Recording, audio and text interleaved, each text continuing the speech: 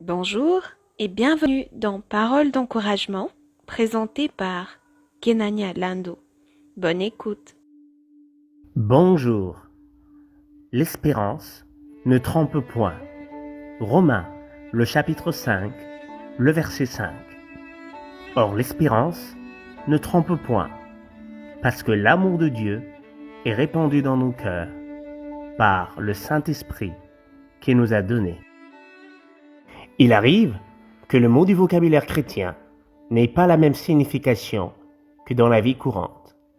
Le mot espérance est l'un de ceux-là. Pour les gens du monde, espérer signifie souvent attendre avec impatience quelque chose qu'on ne voit pas, sans être certain que cela se produira.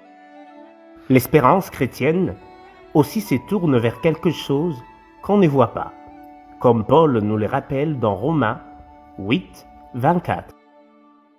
Or, l'espérance qu'on voit n'est plus espérance. Ce qu'on voit, peut-on l'espérer encore? L'espérance concerne toujours l'avenir. Mais ce qui diffère dans l'espérance du chrétien, c'est qu'elle est fondée sur la promesse de la parole de Dieu, ce qui la rend tout à fait certaine. L'espérance est la foi qui s'appuie sur la parole de Dieu et qui vit avec une réelle assurance face à ce que Dieu a promis ou prédit. L'espérance dans les Écritures fait référence à des événements à venir qui s'accompliront, peu importe les circonstances. L'espérance n'est pas une illusion pour garder nos pensées et nous faire avancer aveuglément vers un destin inévitable. C'est le fondement de toute la vie chrétienne.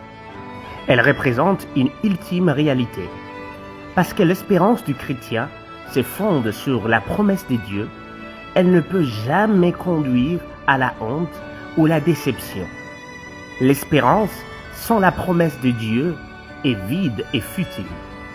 Mais lorsqu'elle est fondée sur les promesses de Dieu, elle repose sur sa nature même et ne peut mener au désappointement. L'espérance du chrétien lui permet de supporter des retards qui semblent s'éterniser, des tribulations, de persécutions et même des martyrs. Il sait que tout cela n'est rien comparativement à la gloire à venir.